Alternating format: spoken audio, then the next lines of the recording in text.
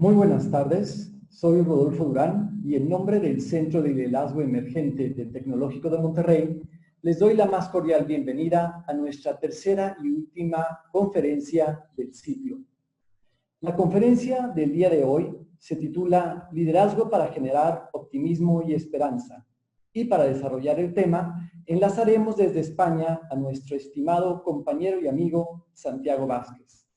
Santiago es un ávido lector y curioso incansable, doctor en Economía por la Universidad de Santiago de Compostela, sociólogo, economista y licenciado en Ciencias Políticas por la Universidad Complutense de Madrid. Lleva más de 25 años trabajando en el ámbito del liderazgo y la gestión de personas en España, República Dominicana, Filipinas y México. Es profesor en distintas universidades y conferencista especializado en motivación, liderazgo, coaching y felicidad en el trabajo. Santiago ha desarrollado un modelo de gestión de personas orientado a generar mayores niveles de felicidad en el trabajo, experiencia que lo llevó a publicar el libro La felicidad en el trabajo y en la vida.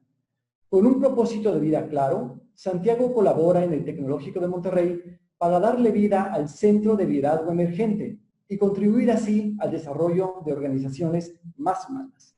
Bienvenido, Santiago. Adelante, por favor.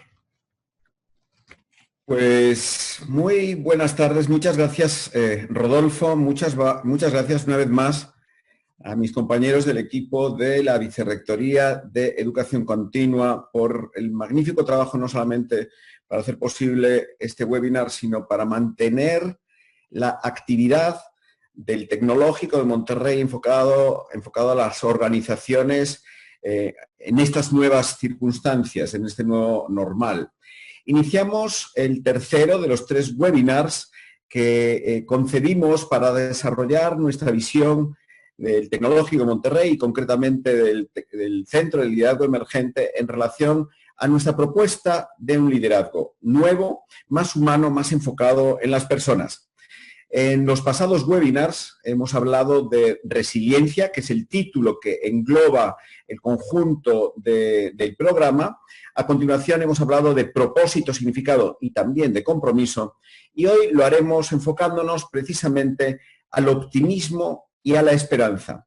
Elementos que, si bien siempre son fundamentales, en mi opinión, hoy son sin duda críticos para poder sobrellevar las circunstancias en las que nos encontramos. De nuevo, dividiré mi exposición en 3 partes. La primera, identificando y analizando un poco en el contexto en el que nos movemos, en el que nos encontramos en este momento. Posteriormente, vamos a hablar del modelo de liderazgo orientado al florecimiento humano desarrollado por el Centro de Liderazgo Emergente, para, en la tercera parte, hacer foco precisamente en el elemento de la positividad y concretamente en los subelementos del optimismo y la esperanza. Sé que algunos de ustedes, muchos de ustedes, han participado en los webinars anteriores, de tal forma que pasaré más o menos rápido por la parte del contexto para no incidir demasiado, pero lógicamente no quiero dejar de hacerlo porque también me consta que muchos de ustedes pues, están viendo esta conferencia en línea, este webinar, por primera vez. Y vamos allá, decíamos hace unas semanas, cuando desde el Tecnológico de Monterrey reflexionábamos sobre la necesidad de reinventar el concepto de liderazgo, que el entorno era un entorno diferente al que estábamos acostumbrados. Estábamos en un entorno volátil, incierto, complejo y ambiguo. Esto ya se ha quedado como un acrónimo que en sí mismo tiene un sentido propio, un entorno que nos hacía tener la sensación de que era muy difícil navegar en ese mar proceloso y turbulento. Y seguramente pues ahora vemos que ese entorno que tanto nos angustiaba en algunas circunstancias es algo realmente que no tenía las características que puede estar teniendo este nuevo entorno, este nuevo normal, sin duda con una volatilidad, incertidumbre, complejidad y ambigüedad que se han multiplicado exponencialmente, ¿no? Bueno, estábamos hablando de la necesidad de que en este contexto el liderazgo evolucionase. El liderazgo en el siglo XX se ha caracterizado precisamente porque se contrapone a la capacidad de influencia y al número de seguidores. Es decir, una persona es líder en la medida en que muchas personas atiendan lo que ese líder expone o dice. Y en estos momentos yo creo que se está produciendo una evolución de esa visión de un liderazgo vertical a un liderazgo horizontal. Lo cierto es que el líder en el siglo XX, en la era industrial, en las organizaciones tradicionales, era una persona que tenía un conocimiento especial sobre los temas a tratar y sobre todo tenía poder y una herramienta, el miedo. Ese líder capataz que por su poder podía tomar decisiones que nos podían afectar, podía generar miedo, y el miedo era una gran herramienta movilizadora en aquellas organizaciones donde el trabajo manual era preponderante. Ahora bien, el miedo no es la mejor herramienta para gestionar precisamente o fomentar la creatividad o el compromiso, y el líder tiene que evolucionar para pasar a ser un líder que sea capaz de, como un director de orquesta, hacer que brillen los distintos especialistas o expertos, concertistas en cada uno de los instrumentos, para que no el líder, sino el conjunto genere armonía y sinfonías. Bien, decíamos que habíamos pasado de la era industrial a otra era. En el Foro Económico Mundial de la Ciudad de Davos proponían en la edición del 2015 que esa nueva era se denomine Human Age, la era del ser humano. Creo que también este cisne negro en forma de pandemia que estamos viviendo acelera la necesidad de la humanización, y en ese nuevo normal, desde el Centro de Liderazgo Emergente, proponemos ser conscientes de que es una emergencia por una parte, porque es una urgencia ese nuevo liderazgo, y ahora lo voy a ilustrar compartiendo con ustedes un artículo recientemente publicado, y porque además es emergente porque las cosas que están sucediendo surgen, emergen, brotan a la superficie sin necesidad de que nosotros estemos de acuerdo o no. Pues bien, en esas estábamos y llegó el virus, un virus que tiene mucha importancia desde el punto de vista sanitario, pero, si me permiten, tiene una extrema relevancia, más que por el impacto, por las consecuencias que tiene para las personas, para los individuos y para la sociedad en su conjunto. A mí me gustaría precisamente ver que todo esto que estamos viviendo, una adversidad sin duda, que tiene una magnitud diferente en cada uno de nosotros. Hay personas que lo podemos estar observando con cierta distancia, hay personas que tienen familiares afectados e incluso fallecidos en su propia familia, lo ven con otra realidad. Hay personas que pueden ver peligrar su estado laboral previo, y hay otras que quizás no tanto, pero en definitiva el planeta, la sociedad en su conjunto, está sufriendo una gran adversidad que genera, que concreta una gran oportunidad para pensar, para reflexionar sobre qué podemos cambiar, qué estábamos haciendo no tan bien y que nos estaba separando precisamente de esta conexión con el ser humano. Me gusta siempre repetir con ustedes que creo que vivimos una crisis de liderazgo, pero también vivimos una crisis de felicidad. Vivimos en el mejor momento de la historia de la humanidad en términos de bienestar material. Sin embargo, el 30% de la población, como ya hemos dicho en otras ocasiones, en los países más desarrollados, sufre algún tipo de enfermedad como ansiedad o depresión. Por lo tanto, creo que estamos buscando la felicidad donde no la vamos a alcanzar, y cuando conseguimos todo aquello que hemos identificado como los elementos que nos van a acercar a ser más felices y no alcanzamos el nivel de satisfacción con nuestras vidas, la situación es de frustración. Permítanme que les comparta un artículo publicado hace 2 días en el periódico El País, que habla precisamente de esta crisis de liderazgo a nivel del planeta. La autora, Cristina Manzano, dice que una alfombra en la entrada de la sede de Naciones Unidas en Nueva York recoge unos versos de Saadi, el gran poeta persa del siglo XIII. El poeta decía: todos los seres humanos somos parte de un mismo cuerpo. Cuando la vida afecta a un miembro, el resto del cuerpo sufre por igual. Si no te afecta el dolor de los demás, es que no mereces llamarte humano. La solidaridad como rasgo distintivo de la humanidad, el espíritu de la organización que nació para preservar la paz y la colaboración mundial, resumido en unas palabras. Antes de la llegada del virus a nuestras vidas, el mundo se preparaba para celebrar el 75 aniversario, cumpleaños de las Naciones Unidas. Celebrar, dice la autora, aunque la memoria es frágil y crisis ha habido muchas, nunca el sistema multilateral nacido después de la Segunda Guerra Mundial se había visto tan cuestionado. Es obvio que el sistema de gobernanza global nacido en 1945 no basta para los desafíos globales del siglo XXI, porque la naturaleza de dichos desafíos ha cambiado y porque el país que puso en marcha el sistema, Estados Unidos, ha renunciado a seguir liderándolo. El artículo continúa y llega a la pregunta que dice la autora, la pregunta del millón.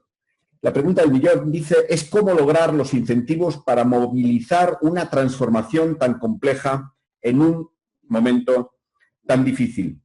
Y termina el artículo diciendo, el gran avance que supuso el nacimiento de la ONU solo fue posible después del mayor ejercicio de destrucción de la historia humana. ¿Podría ser el coronavirus el mayor disruptor desde la Segunda Guerra Mundial? ¿El motor para adaptar la gobernanza global a las necesidades del siglo XXI?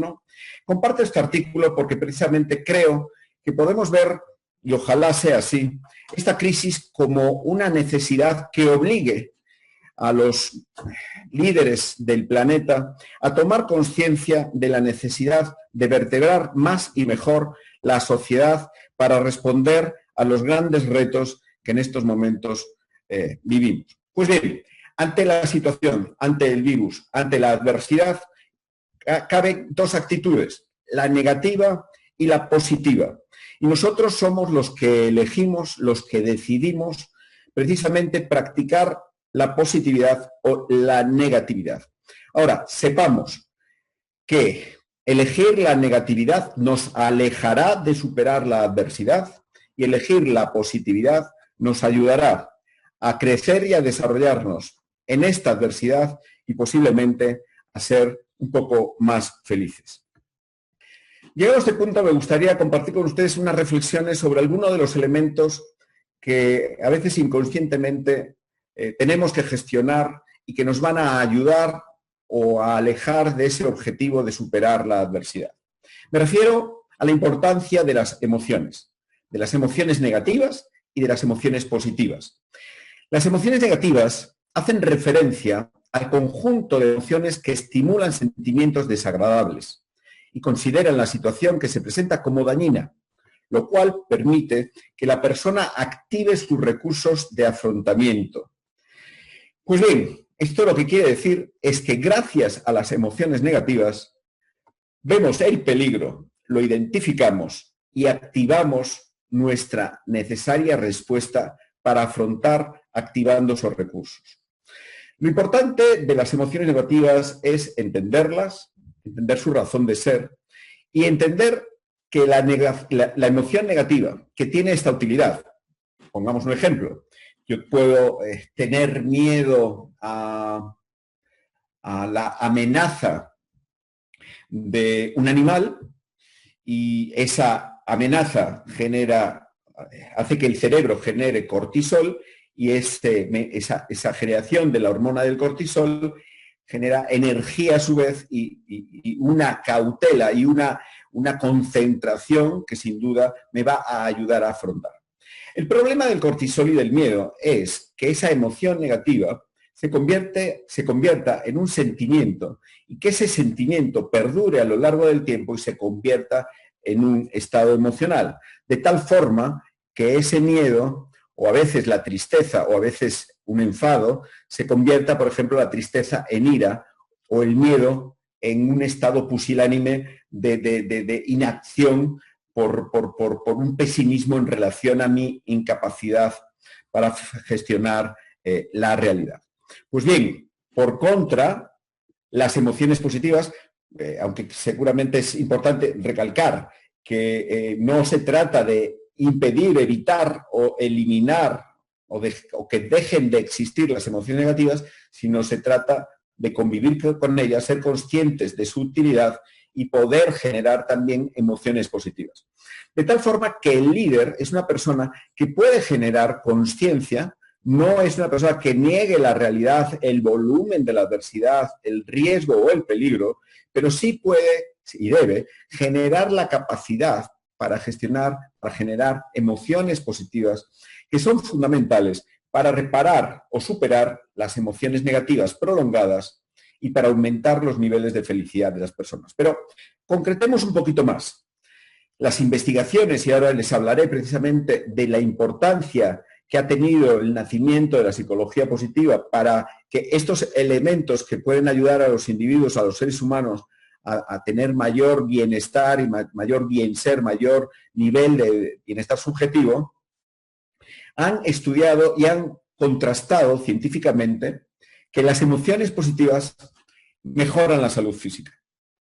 En algunas ocasiones, incluso a la altura de determinados o con un impacto similar o equivalente a determinados tratamientos farmacológicos.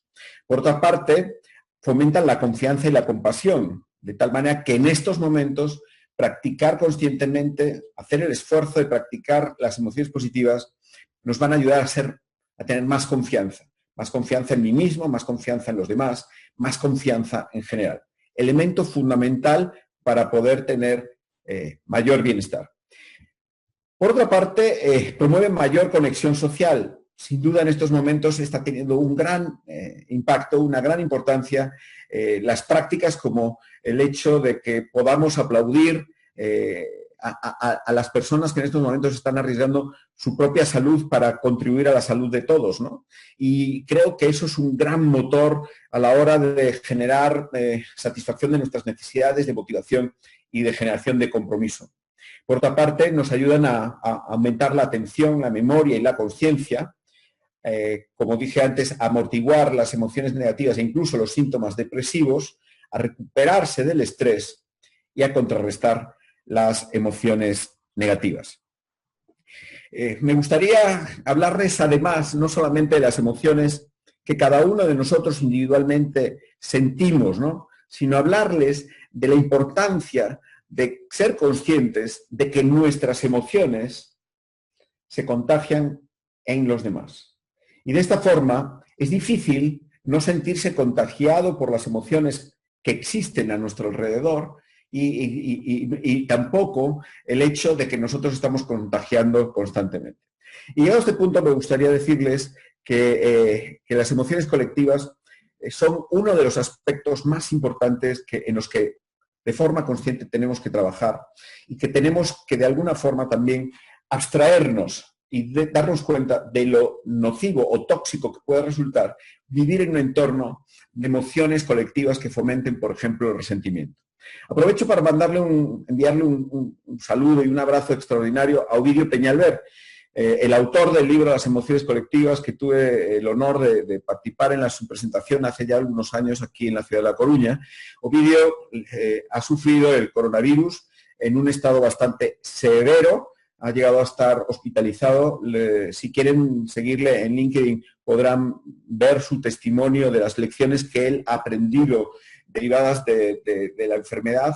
Un hombre fuerte, con mucha energía y que creo que a través de su testimonio nos ayuda a ver precisamente el sufrimiento y la adversidad como una oportunidad para balancear las prioridades que hemos elegido en nuestra vida. Pues bien, de lo que se trata es de que efectivamente podemos sentirnos muy enfadados por determinadas circunstancias, pues porque el gobierno no haya tomado decisiones cuando creemos que debía haberlo hecho, porque no haya tenido a lo mejor decisiones en el ámbito del control de la calidad de algunos elementos fundamentales para la protección de la salud. Y evidentemente esa emoción negativa tiene su sentido y tiene toda su esencia. El problema es que nosotros tenemos que elegir si queremos vivir en el resentimiento o si queremos vivir en la resignación, que es un poquito menos mala que la emoción colectiva del resentimiento, pero sigue siendo una emoción colectiva que nos lleva a no hacer nada, porque nada de lo que hagamos nos va a ayudar a salir de una situación como la de la crisis económica que seguramente se está derivando de la crisis sanitaria. La serenidad es una emoción colectiva mucho más positiva y junto con la expansión fomentan el crecimiento y de alguna forma impulsan nuestra propia capacidad para afrontar la adversidad. Bien, el nacimiento de la psicología positiva, que se fecha en 1998, es, en mi opinión, sin duda, una visión científica de extraordinaria importancia para poder precisamente identificar los elementos que nos van a ayudar a la sociedad a superar la adversidad. Precisamente la psicología positiva, que se define como la ciencia que estudia el comportamiento óptimo de las personas, tiene como objetivo propiciar un cambio en el enfoque de la psicología que estaba enfocada prácticamente en su totalidad después de la Segunda Guerra Mundial a estudiar lo que no funciona del comportamiento humano, enfocarlo a estudiar lo que sí funciona del comportamiento humano para construir las cualidades. Y permítanme compartirles precisamente los 6 elementos que en las Navidades de 1998, en una reunión convocada por Martin Seligman, el presidente, el considerado padre de concepto de la psicología positiva, desarrollaron junto con otros 2 grandes psicólogos, Fowler y Csikszentmihalyi, en el llamado Manifiesto de Akumal. La verdad es que esa reunión fue una convocatoria para pasar unas Navidades en familia, y en la convocatoria el propio Seligman ya les avisó de que les invitaba a esa reunión para inventar, así lo dijo y así lo recoge en su libro El circuito de la esperanza, para inventar la psicología positiva. Y fíjense en lo importante que en estos momentos es lo que ya en esa fecha en Akumal, Quintana Roo, entre Playa del Carmen y Tulum, identificaron como elementos. Hay que estudiar cómo mejorar la educación de nuestros hijos para fomentar la motivación intrínseca. Decían los fundadores de la psicología positiva como uno de los enfoques o las razones o los principios fundacionales para los que se creaba la psicología positiva. Mejorar la psicoterapia, mejorar la vida familiar con un mejor entendimiento de las dinámicas del amor, de la capacidad generativa y el compromiso. Mejorar, qué importante, la satisfacción laboral a través del ciclo vital, ayudando a las personas a generar mayor implicación, a experimentar experiencias de flow y hacer contribuciones genuinas en el trabajo, a mejorar las organizaciones y la sociedad a través del fomento de la confianza, la comunicación y el altruismo, y por último, como 6º elemento, el manifiesto de Akumal, mejorar el carácter moral de la sociedad mediante un mejor entendimiento y promoviendo el impulso espiritual en los humanos. Pues creo que hoy, 2020, necesitamos precisamente enfocar las investigaciones para generar esas mejorías que nos puedan ayudar como sociedad a superar esta adversidad. Se trata de experiencias subjetivas, lo que estudia la psicología positiva, porque al final una persona es más o menos feliz en la medida en que tiene una buena o mala relación con su pasado, con su presente y con su futuro. Y precisamente para gestionar nuestra relación con el pasado, me gustaría disponer de mucho más tiempo, y no es el caso, para hablarles para mejorar nuestra relación con el pasado, poder practicar el perdón y la gratitud, para gestionar una mejor relación con el presente. Los expertos en psicología positiva nos hablan, como ya mencionamos en el segundo de los webinars, de practicar una atención plena, vivir el presente, tener capacidad para saborear, para maravillarse y para deleitarse. Y por último, en relación al futuro, practicar el optimismo y la esperanza, que es lo que vamos a hablar en esta segunda mitad de esta conferencia. Pero antes de nada, me gustaría hacer un ejercicio. A continuación, les invito a hacer un ejercicio de indagación apreciativa.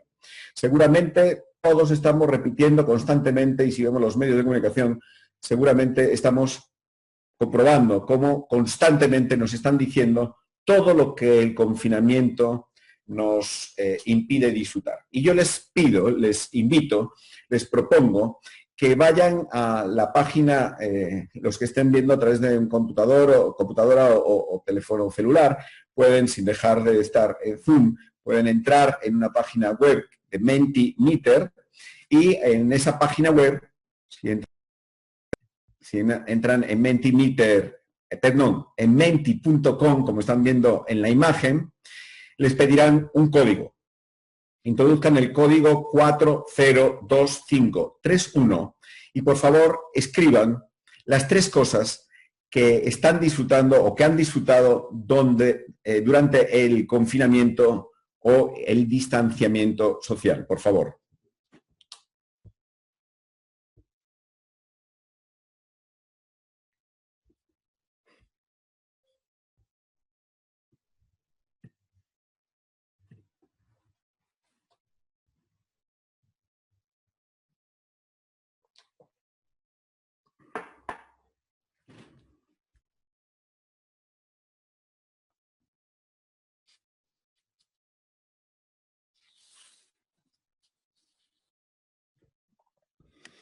Llevamos 50 respuestas. Parece que hacer ejercicio, familia en primer lugar, hacer ejercicio, introspección, tranquilidad, relajación, descanso, son las palabras más repetidas. Cocinar también, leer, dormir, descansar.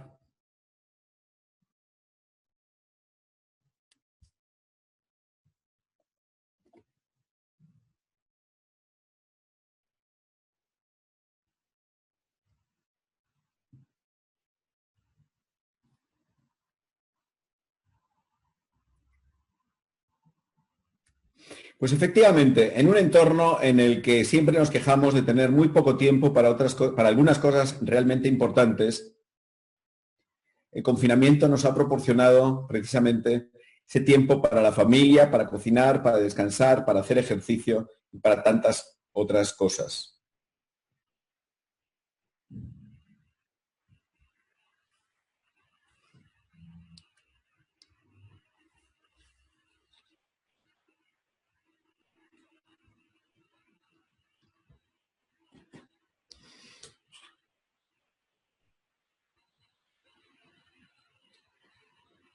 Habrá que ver las respuestas más en detalle, porque lo cierto es que veo una gran fragmentación en las palabras elegidas por las 449 personas que hasta el momento han contestado. En todo caso, el ejercicio es muy pertinente porque sí, como hemos dicho, nosotros elegimos si queremos ser positivos o no.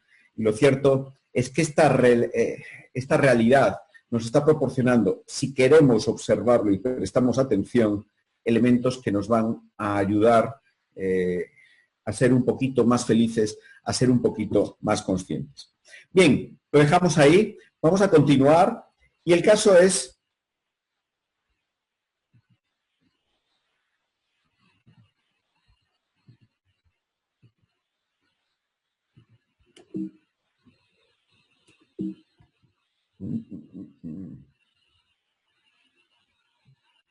Discúlpeme que no sé cómo he podido...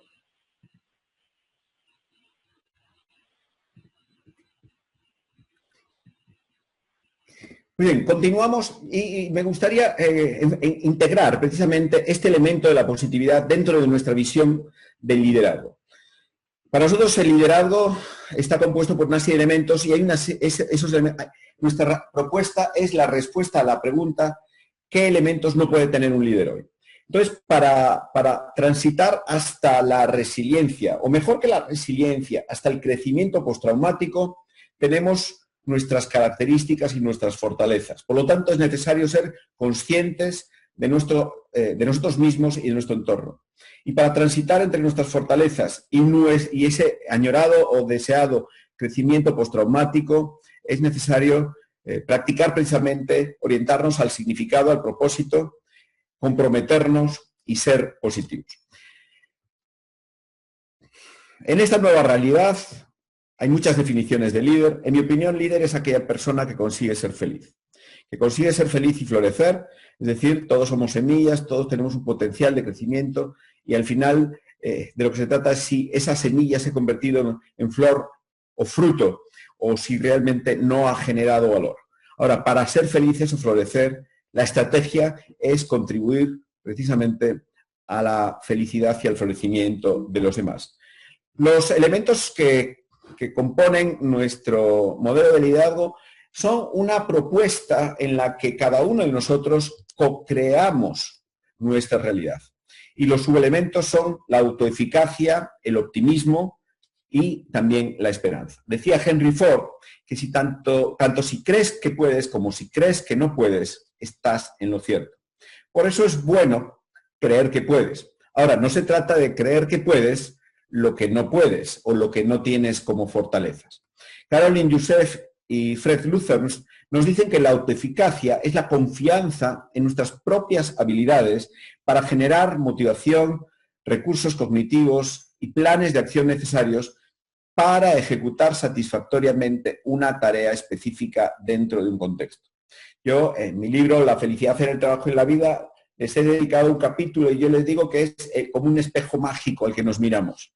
Cada vez que tenemos un reto, consciente o inconscientemente, nos miramos al espejo mágico y ese espejo nos dice si sí somos capaces o si no. Y lo que nos dice el espejo tiene un gran impacto precisamente en lo que acaba sucediendo. Pues bien, para mí uno de los grandes ejemplos en autoeficacia es Javier Gómez Noya. Javier es un joven deportista de aquí, de Galicia, que ha sido capaz de ser campeón del mundo en el deporte del triatlón, 5 veces campeón del mundo, que se dice pronto, y medalla de plata en las Olimpiadas de Londres. Su historia es extraordinariamente inspiradora en relación precisamente al concepto de la autoeficacia, porque teniendo 17 años la Federación Española de Triatlón le prohibió competir, le negó la ficha federativa, atendiendo a lo que ellos interpretaban como unas características fisiológicas que desaconsejaban la práctica del deporte. Pues bien, si él se hubiese quedado con ese primer diagnóstico, esa primera opinión, desde luego hoy no sería campeón del mundo en 5 ocasiones ni medallista olímpico. Él creyó, en su padre y su familia creyeron en su capacidad, en su realmente potencial para conseguir grandes logros en el mundo del triatlón y su historia sin duda es una gran historia de autoeficacia. Bien, las personas con alta autoeficacia establecen retos más ambiciosos, disfrutan de los desafíos, tienen altos niveles de automotivación, hacen los esfuerzos necesarios para alcanzar sus metas, se enfrentan a los obstáculos y son más perseverantes. Esto último, pues es obvio que si tú no crees que tu capacidad es suficiente para alcanzar el reto, perseverar no va a ser la actitud que tú asumes. Además de la autoeficacia, es muy importante el optimismo, que decía Karl Popper es un deber ético y que Carmelo Vázquez establece como un requisito para la supervivencia y una de las mejores herramientas para adaptarnos al medio y para poder transformarlo. El optimismo, Seligman a la izquierda, Carmelo Vázquez a la derecha, son, si me preguntan por algún libro, alguna lectura importante en el ámbito del optimismo, le recomendaría el libro Aprendiendo Optimismo de Seligman o Optimismo Inteligente de Carmelo Vázquez. El optimismo, dicen, es el estilo explicativo de la realidad. Y hablando de cómo hemos vivido el pasado, seguramente detonamos el estilo explicativo, que es el filtro, la graduación de los lentes con los que observamos la realidad, de tal manera que el cómo resumimos, cómo lo que hemos vivido nos sirve para identificar precisamente nuestro nivel de optimismo en relación al futuro.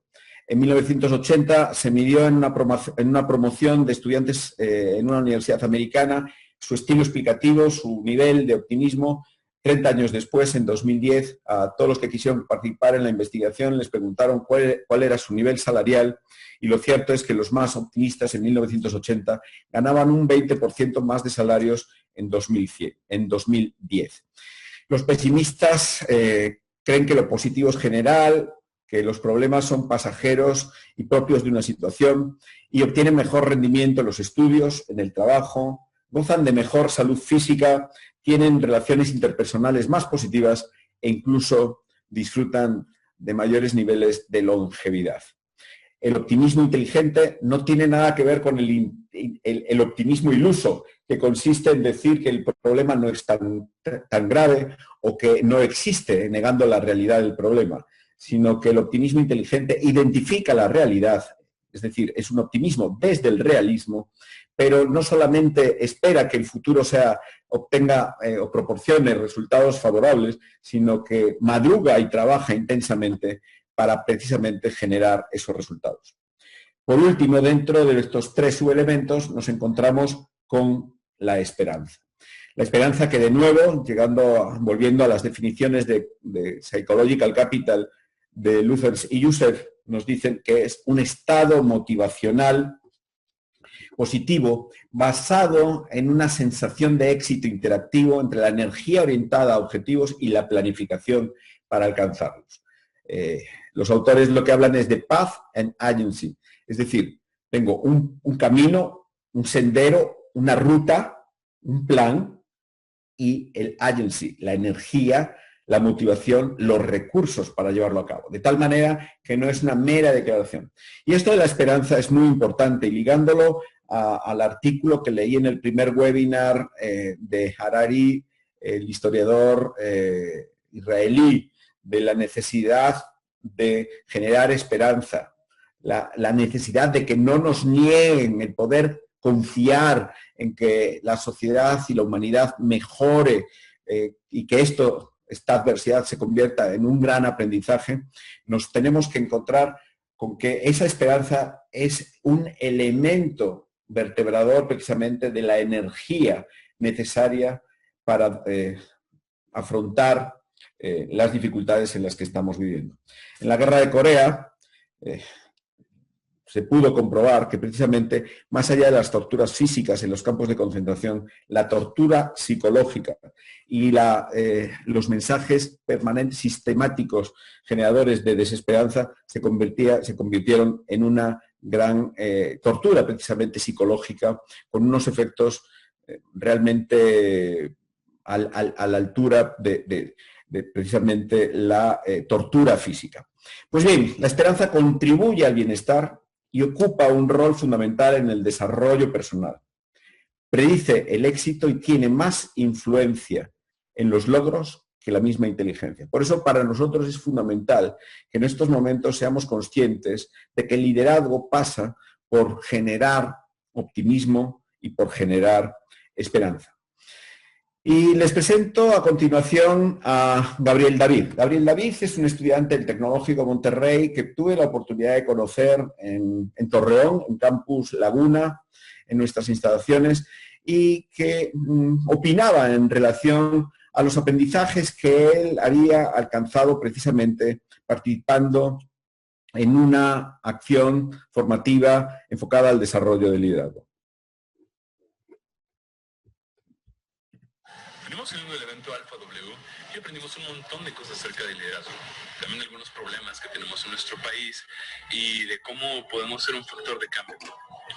La verdad, lo principal que yo me quedo de este día es que no podemos cambiar el mundo de un golpe, pero sí podemos empezar a poner nuestras propias pequeñas piedras, dar los primeros pasos para que todos nos convirtamos en un factor de cambio. Podemos influir en los demás, podemos hacer algo bueno en este mundo, si nos esforzamos y trabajamos juntos. Yo soy Gabriel David y soy Tech. Gracias. Pues yo creo que el mensaje de Gabriel David es de una extraordinaria importancia. ¿Por qué? Porque cuando estamos hablando de los problemas del planeta, de la necesidad de buscar nuevas fórmulas que ayuden precisamente a la sociedad a generar liderazgo político consciente y enfocado a los problemas de la sociedad, alguien puede tener la tentación de decir, esto no va conmigo. ¿Por qué? Porque yo soy una hormiguita, tengo una capacidad mínima de influencia. Gabriel David nos invita a recordar que todos tenemos una responsabilidad y todos somos agentes de cambio. Decíamos que las emociones positivas son necesarias. Quizás no todo el mundo tiene todos los recursos para encontrar la posibilidad de ver positividad en este ámbito tan doloroso. Por eso tenemos la responsabilidad de generar esa positividad y fomentar emociones colectivas positivas también para mejorar nuestra capacidad de afrontamiento. Y ya terminando, me gustaría hablarles de la teoría de David Poley, fue secretario de la Asociación Internacional, secretario técnico de la Asociación Internacional Mundial de Psicología Positiva, un hombre muy simpático, escribió su libro La ley del camión de la basura. Y lo que dice Poley creo que es muy importante. Y tiene además un accionable en cinco subteorías que paso a compartir con todos ustedes. Pero lo importante es que Poley nos dice, nos recuerda, que no hemos venido al mundo para cargar con la energía negativa de los demás, ni para volcar la nuestra a los demás. 1. Deja que los vertedores de basura emocional pasen de largo. Es decir, alguien puede ser tóxico, intenta que no te deje esa toxicidad en ti. 2. Evita convertirte en un vertedor de basura emocional sobre ti mismo. Libérate de los malos recuerdos del pasado. Es decir, a veces no necesitamos enemigos ni adversidades porque somos nosotros los que saboteamos nuestra propia felicidad. De tal manera que recuerda que cómo piensas afecta precisamente a la plasticidad de tu cerebro y tiene un impacto enorme precisamente en tu nivel de bienestar y de felicidad. 3. Evita convertirte en el vertedero de basura emocional de otras personas. Evita la venganza y practica el perdón. De tal manera que nosotros tenemos que ser conscientes.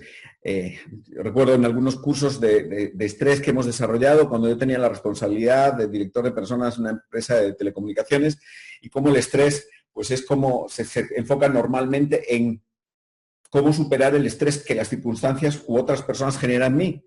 Y nosotros preguntábamos, y yo les pregunto a todos ustedes, ¿hay alguien aquí que no estresa a nadie?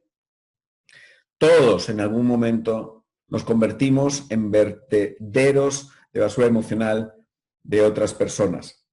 Bien, 4. Ayuda a tantos vertedores de basura emocional como puedas. Valora las virtudes de las personas y házselas saber.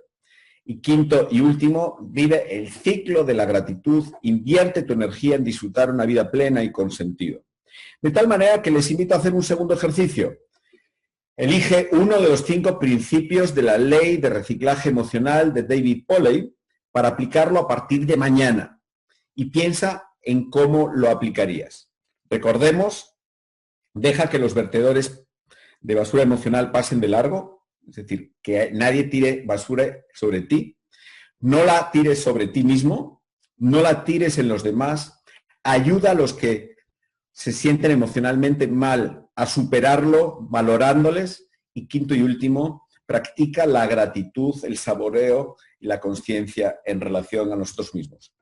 1 minuto.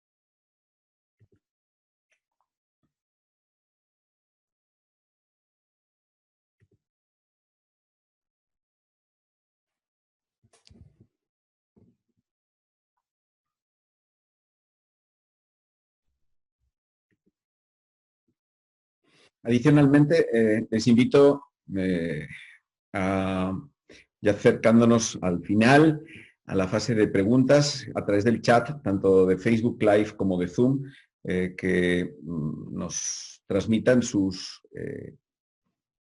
inquietudes, curiosidades, preguntas. Intentaremos a lo largo de 10 minutos de intentar contestar algunas de esas preguntas. Y ya termino. Algunos de ustedes nos han preguntado cómo pueden continuar conociendo más el modelo de liderazgo orientado al florecimiento humano, y en este sentido estamos preparando distintas iniciativas en distintos formatos para poder desarrollar precisamente las capacidades y las herramientas para ser un mejor líder desde un enfoque individual, y también de cómo desarrollar el liderazgo a un nivel organizacional. Aquellos que estén interesados en recibir más información al respecto pueden, a través del código QR, dejar sus datos, y a continuación, en cuanto hayamos desarrollado precisamente las distintas formas y programas en este ámbito, pues se los compartiremos y se lo haremos saber. También decirles que la presentación queda grabada y queda a su disposición, o si alguno de estos conceptos les parece que merece ser repasado o consultado, queda a su disposición en la página de Facebook de posgrados del Instituto Tecnológico de Monterrey. Y ya para terminar, saben ustedes que me gusta mucho el apoyarme en spots publicitarios. Para mí los spots al final son películas en este caso de 1 minuto de duración, con todo un mensaje y que ayudan a transmitir mensaje. Y precisamente en los webinars anteriores vimos la importancia del apoyo social, también del contacto físico y los abrazos, ese bien que a lo mejor antes no éramos conscientes de su importancia y no valorábamos tanto, y que ahora sin duda añoramos con todo nuestro corazón, ¿no? Entonces, quiero compartir con ustedes un spot que además ha desarrollado una empresa a la que me une un especial cariño, y aprovecho también para saludar a mis amigos de Puebla, concretamente a Edgar, y a la planta de Volkswagen en Puebla.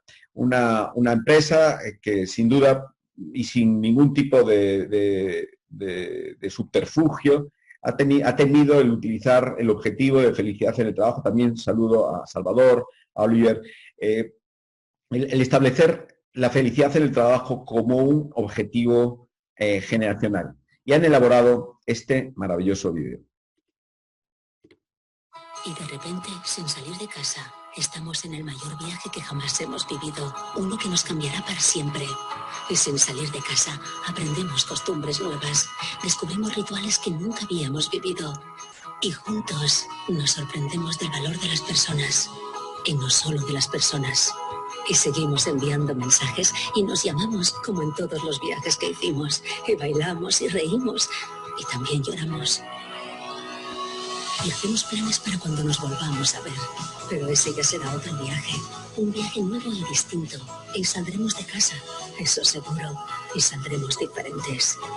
Y todo lo que hemos aprendido nos hará ver el mundo con otros ojos. Porque si todo esto lo estamos haciendo desde nuestras casas, ¿te imaginas lo que seremos capaces de hacer cuando volvamos a salir?